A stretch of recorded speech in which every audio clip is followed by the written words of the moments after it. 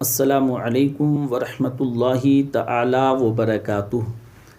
الحمد للہ الذی بنعمتہ تتم الصالحات والصلاة والسلام علی سیدنا محمد سید الکائنات وعلی آلہ وصحبہ وازواجہ المطہرات ومن تبعہم بإحسان الی یوم الدین۔ اما بعد فاعوذ باللہ من الشیطان الرجیم بسم اللہ الرحمن الرحیم۔ آئیے حضرات، سب سے پہلے حضور علیہ الصلاۃ والتسلیم کی مقدس بارگاہ میں ہدیہ درود و سلام پیش فرما لیں اور پڑھیں اللہ رب محمد صلی اللہ علیہ وسلم نحن عباد محمد صلی اللہ علیہ وسلم صلو علیہ صلاۃ و سلاما علیکا یا سیدی یا رسول اللہ صلی اللہ علیہ وسلم۔ حضرات، ہم گفتگو کر رہے تھے عورتوں کے ٹاپک پر، آئیے آج بھی اسی کو کنٹینیو کرتے ہیں اور رب تبارک و تعالیٰ کی بارگاہ میں دعا کرتے ہیں کہ رب قدیر مجھے حق کہنے اور آپ کو حق سننے کی توفیق رفیق مرحمت فرمائے۔ حضرات، آج معاشرے کے اندر بڑی خرابیاں نظر آتی ہیں۔ اس کی وجہ یہ ہے کہ آج ہم نے قرآن پڑھنا چھوڑ دیا ہے۔ آج ہم دن بھر موبائل میں گھسے رہتے ہیں، رات بھر موبائل میں گھسے رہتے ہیں۔ نمازوں سے ہماری دوری، قرآن سے ہماری دوری۔ قوم کے بیٹے تو بیٹے، قوم کی بیٹیاں بھی پیچھے نہیں ہیں۔ قوم کی بیٹیاں بھی پیچھے نہیں ہیں۔ اللہ اکبر، وہ قوم کی بچیاں، مجھے سمجھ نہیں آتا باپ اپنی بیٹی کو موبائل لا کر دیتا کیوں ہے، بھائی اپنی بہن کو موبائل لا کر دیتا کیوں ہے، بیٹیوں کو انٹرنیٹ پر بیٹھنے کی اجازت دی کیوں جاتی ہے۔ سن لو، دل کے کانوں سے سن لو، میرے رسول کی حدیث ہے جس کو امام احمد رضا خان فاضل بریلوی رضی اللہ تبارک و تعالی عنہ نے بیان فرمایا ہے کہ اپنی بیٹیوں کو سورہ یوسف کی تفسیر مت پڑھنے دو۔ بہت قابل غور بات عرض کر رہا ہوں، اس پہ جتنا سوچ سکتے ہو سوچ لو۔ قوم کی بچیاں جتنا سوچ سکتی ہیں سوچ لیں۔ قرآن کی تفسیر ہے، سب سے پاکیزہ کتاب قرآن ہے، سب سے پاکیزہ تفسیر قرآن کی ہے۔ دنیا کی کوئی کتاب قرآن کے مقابلے میں نہیں ہے، دنیا کی کوئی تفسیر قرآن کی تفسیر کے برابر نہیں ہے۔ لیکن صحیح حدیث کا مفہوم ہے، میرے غیب دار رسول، غیرت بند رسول، با حیا رسول، پارسا رسول، عصمت کی جاں رسول صلی اللہ علیہ وآلہ وسلم نے فرمایا اپنی بیٹیوں کو سورہ یوسف کی تفسیر مت پڑھنے دو،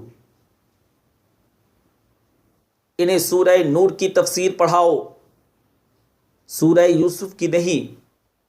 اعلیٰ حضرت عظیم البرکت مجدد دین و ملت تحقیق کر کے فرماتے ہیں سورہ یوسف کی تفسیر عورتوں کو منع کیوں کیا گیا، لڑکیوں کو روکا کیوں گیا کہ وہ سورہ یوسف کی تفسیر نہ پڑھیں۔ انٹرنیٹ پر بیٹیوں کو بٹھانے والوں، موبائل بیٹیوں کے ہاتھوں میں تھمانے والوں، کچھ تو غیرت کا خیال کرو، کچھ تو آبرو کا خیال کرو۔ بیٹی کون سی بزنس مین ہے؟ آپ کی بیٹی کون سی بزنس مین ہے جو آپ نے اس کو موبائل تھما دیا ہے؟ اسے کون سا غیر ملکوں میں کاروبار کرنے کو انٹرنیٹ پر بٹھا دیا ہے؟ آخر کیا ضرورت آ گئی؟ اللہ کے رسول صلی اللہ علیہ وآلہ وسلم نے فرمایا، میرے رسول کو اگر میں عقل مند کہوں تو توہین سمجھتا ہوں۔ عقل کو جہاں آ کر عقل آتی ہے وہ میرے رسول کی چوکھٹ ہے۔ میرا رسول صرف عقل مند نہیں، عقل کو عقل کی خیرات دینے والا ہے۔ جہاں آ کر عقل مند ہوئی وہ میرے نبی کی ذات ہے۔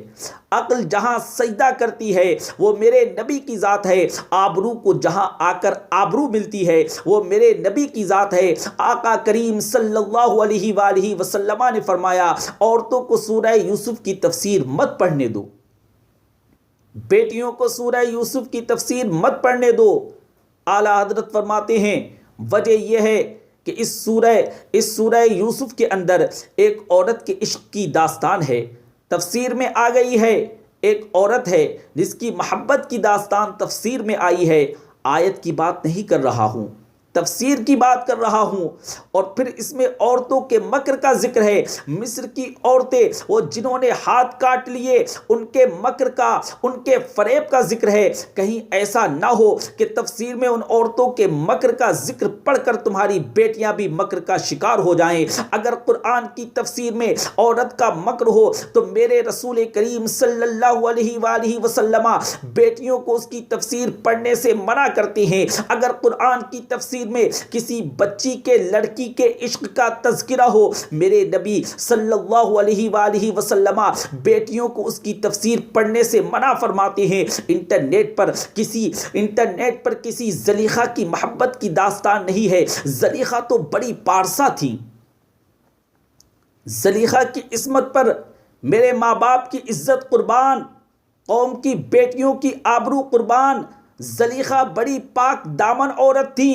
وہ یوسف پر فدا اس لیے تھی کہ اس نے خواب میں دیکھا تھا اور اس کو اشارے دیے گئے تھے، ورنہ اس کی پاکیزگی کا مقابلہ اس جہاں کی ساری عورتیں مل کر نہیں کر سکتی۔ وہ نبی کی بیوی تھی اور نبیوں کی ماں تھی، لیکن اللہ اکبر تیری جوانی کی داستان عشق جو آ گئی ہے، اس لیے تفسیر پڑھنے سے منع کیا گیا ہے۔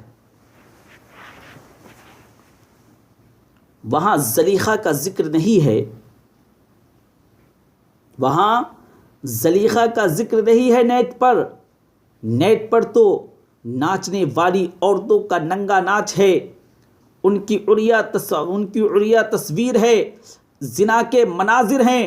جب سورہ یوسف کی تفسیر بچیوں کو پڑھنے سے روکا گیا تو پھر تمہاری بیٹیوں کو نیٹ پر بیٹھنے کی اجازت کس نے دی؟